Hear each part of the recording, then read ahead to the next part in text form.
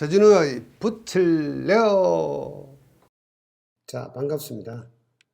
유동화재와 고성능 감소제의 차이점 116회 용어 설명 나왔고요. 고성능 감소제와 유동화재의 차이점 앞뒤가 바뀌었죠. 이것은 43회, 63회, 71회 논술이 나왔습니다. 자, 이것을 봤을 때 어떻습니까? 이런 내용들이 용어로 나오기도 하고 논술로 나오기도 합니다. 자, 그러면 여러분들은 이 노트 정리를 어떻게 하셔야 됩니까? 논술 위주로 정리를 하셨다가 용어로 나오면 용어만큼 맞추어서 쓰면 되겠죠. 자, 그래서 우선은 제가 이 노트를 여러분들에게 설명을 드리기 전에 우선 잠깐 보여드리고 이런 식으로 구성을 합니다.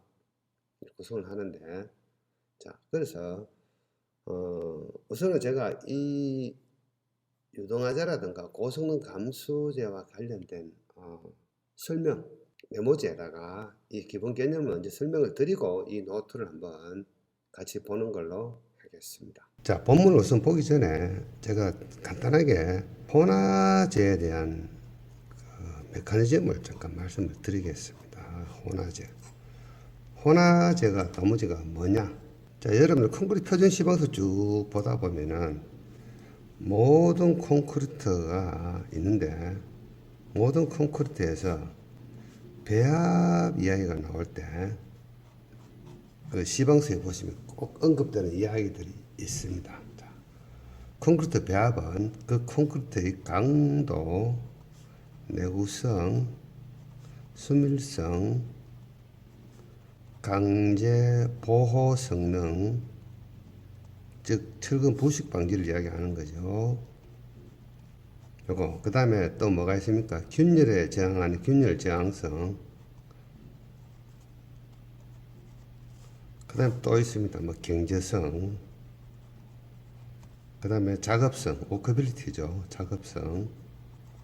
이런 것을 확보하는 범위 내에서 단위 수량을 적게 하면은 좋다. 적게 하면서 배합 설계를 해야 된다. 자, 그러면은 지금 언급한 이 내용들이 결국은 뭐죠? 우리가 요구한 어떤 콘크리트 구조물이 있다면은 이 콘크리트 구조물이 요구하는 성능이다. 즉 콘크리트 구조물의 성능을 이야기하는 거죠. 성능. 자, 그래서 콘크리트 구조물의 성능을 좋게 하기 위해서는 일단은 단위 수량을 최소화시켜야 된다. 자, 우리가 물 시멘트비가 있죠. 물 결합제비라고 이야기하죠. 요즘은 물 결합제비. 자, 이 물 결합제비가 말입니다. 콘크리트가 경화하는데 약 한 30에서 35%만 되면은 어떻습니까?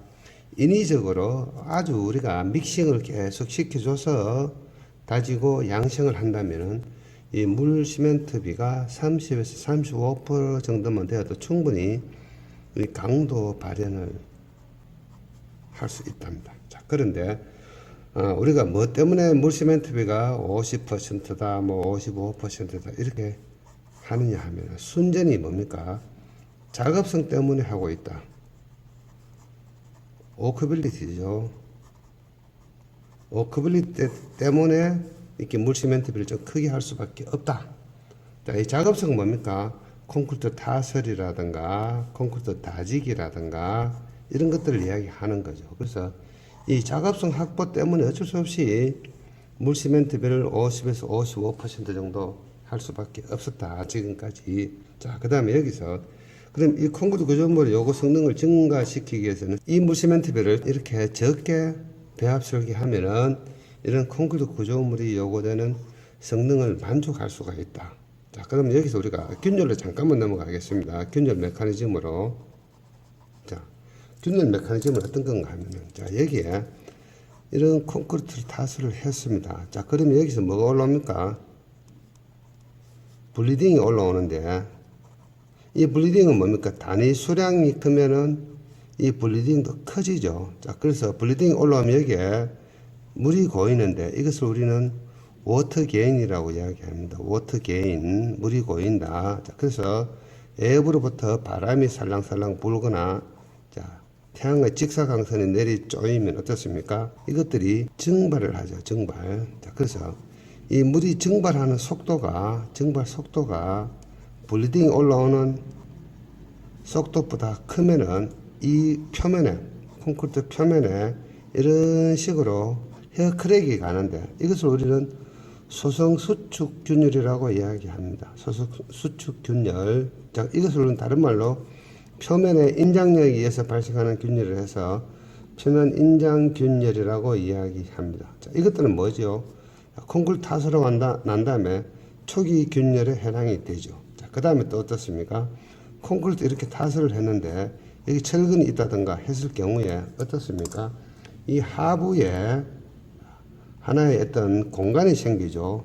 물의 공간, 수극 또는 공극이 생기는데 이것이 어떻습니까? 시간이 지나면서 자, 이 물이 빠져나가면서 자, 이 콘크리트는 이런 형태로 치마가 일어나고, 그래서 이 부분이 어떻습니까? 이 부분이 균열이 발생하죠. 치마 균열. 여러분들 경험 많이 해보셨겠죠. 자, 이런 어떤 기초에 철근 배근이 쭉 되어 있는데 콘크리트 치고 나면 철근 상부에 이렇게 균열이 가는데 이것은 한마디로 이야기하면은 치마 균열입니다. 이것도 초기 균열에 해당이 되죠. 자, 그 다음에 자, 건조수축 균열이라고 있죠. 건조수축 균열 어떻습니까? 양생 과정에서 시간이 오래 걸리면서 이 콘크리트 내부의 어떤 물이 빠져나가면서 콘크리트가 수축하면서 콘크리트가 수축을 하면은 자, 콘크리트 내부에 인장 응력이 생기고요. 자, 이 인장 응력이 콘크리트 자체의 인장 강도보다 크면은 뭐가 되느냐면은 균열이 발생을 한다. 이렇게 이제 균열 메커니즘을 간단하게 설명드릴 수가 있습니다. 자, 그러면 어떻습니까? 이 모든 현상들은 단위 수량이 많아지면 많아질수록 이런 현상들, 즉 초기 균열과 후기 균열이 많아지고요. 그 다음에 전반적인 콘크리트 구조물의 요구 성능이 감소되면서 한마디로 강도, 내구성, 수밀성, 관계 보호 성능, 균열 저항성 이런 것들은 통칭해서 콘크리트의 내구성이라고 통칭해서 이야기할 수가 있습니다. 그래서 넓은 의미의 내구성은 이것들 다 포함하고 있고, 이 속에 있는 내구성은 협의의 내구성이죠. 협의의 내구성. 물론 내구성에서는 여러 가지가 있습니다. 내하중성, 화성, 내마모 저항성, 내동결 융의 저항성 이런 거 있죠. 내자가 붙으면 전부 다 내구성이 해당이 되죠. 자, 그래서 여기서 꼭 우리가 짚고 넘어가야 될. 그럼 이 혼화제를 왜 쓰느냐? 이 혼화제는 기본적으로 유동성이 있습니다. 유동성. 자, 그래서 우리가 혼화제에 대해서 잠깐만 더 살펴보고 나가기로 하죠. 자, 그러면은 혼화재료가 있는데 혼화재료 속에는 혼화저이 제가 있고 혼화자이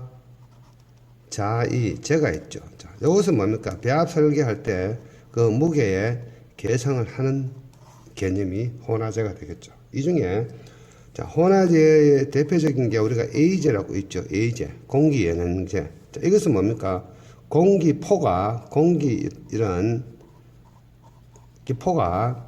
볼처럼 생겼죠. 볼처럼 생겨가지고 윤활작용, 베어링, BARING, 베어링 작용을 합니다. 자, 그래서 기본적으로 유동성이 좋아지죠. 자, 우리가 만나는 대부분 레미콘 공장의 레미콘은 기본 콘크리트가 A 콘크리트가 됩니다. 이것을 우리는 베이스 콘크리트라고 이야기합니다. 베이스 콘크리트.